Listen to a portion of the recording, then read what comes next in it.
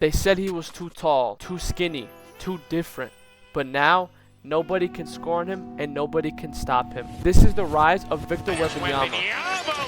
Before the fame, Victor was just a regular person. He grew up in France in a city called Le Chenay. Victor's parents were both athletes. His mom played at a professional level in France and also later became a basketball coach and trainer. His dad also competed in track and field. He competed mainly in French national level competitions, but his specialty was jumping events, especially long jump and triple jump. The reason Wemby is so coordinated for his side is because his dad brought explosiveness and body control genetics, while his mom brought the basketball mechanics and fundamentals. Wembanyama's first love as a kid actually wasn't basketball, it was soccer, and this was because he had extremely long arms, so he could play the goalkeeper position really well. At age 7, this is when Wemby started to play organized basketball. At 10 years old, he was already 6 foot, and by the age of 15, he was already 7 feet tall. Wemby really started to take over the sport of basketball at the FIBA World Cup tournament, under 19. At the tournament, Wemby averaged 14 points, 7.4 rebounds, and 5.7 blocks, which is actually record-setting. This is where Wemby faced his first actual set of competition. He faced the future #1 overall pick in Chet Holmgren and RJ Barrett, which also got drafted in the first round, but he was averaging 20 points at this time. Wemby did in fact have to face Chet Holmgren and Team USA in the final, and they were undefeated at the time, with a record of 7-0, while France was 5-2.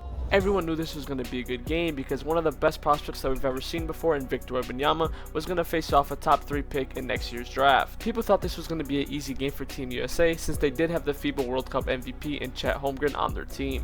His matchup with Holmgren is going to be fascinating, and wow, there's so many things to look forward to in this game. Wemby actually started this game off really poorly as he only scored 2 points in the first quarter, and Chet was able to get a quick 5 points before Wemby even scored his first bucket of the game. Wemby got his first bucket of the game midway through the first quarter, and this is when things started to pick up for him. Wemby really started to take over this game in the second quarter when he scored 10 points and shot 4 for 6 from the field. France started to gain momentum as Wembanyama gave them the spark that they needed to go into halftime. This game was super close until the fourth quarter where Team USA started to go on a run. They were able to go on this run since Wemby had to sit most of the fourth quarter due to being in foul trouble. France would attempt to come back, but without Wemby on the floor, Team USA would just be too much for them. With just 2 minutes left in the fourth quarter, only down 5 points, France would be looking to make this a one-possession game. That is when Kenneth Lofton got a huge stop that would basically seal the game. Only down 2 points with 10 seconds remaining, France needed a stop and they got it, but Victor Wembanyama wasn't in the game for them to get the clutch rebound that they needed, and Team USA would ultimately end up winning this game. With France losing a close battle between Team USA, scouts wouldn't know what Victor Wembanyama planned on doing next since he was the best prospect since LeBron James.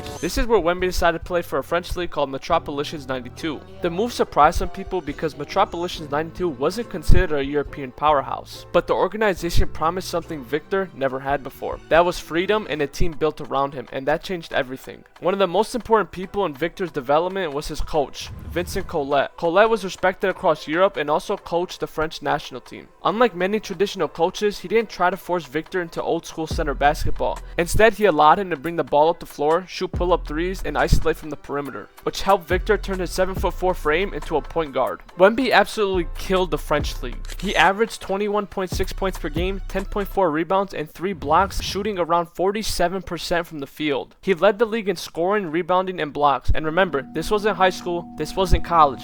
This was a professional league against grown men. Many NBA prospects struggle overseas because the game is more physical and tactical. Victor dominated it before even turning 20 years old. What made scouts nervous, in a good way, was how many skills he already had. Victor wasn't scoring like a traditional big man. He was hitting step-back jumpers, fadeaways, crossover into pull-ups, one-legged shots at 7'4". That combination broke normal basketball logic. NBA scouts started realizing if this works at the NBA level, the league may have never seen anything like him. Then came the 2 exhibition games in Las Vegas against NBA G League Ignite. This was basically Victor's introduction to American audiences. NBA executives flooded the gym, scouts filled every seat, and social media exploded before tip-off. Victor faced elite prospect Scoot Henderson, who was also considered a potential future superstar. But Victor stole the spotlight immediately. He dropped 37 points with 7 3-pointers and 5 blocks. The internet exploded and clips went viral everywhere. Even people who didn't follow basketball suddenly knew his name. This is when LeBron James said this about Victor Wembanyama. What do I think of him? I think probably the same as everybody else thinks. We're labeling like this unicorn thing. Everybody's been a unicorn over the last few years, but he's more like an alien.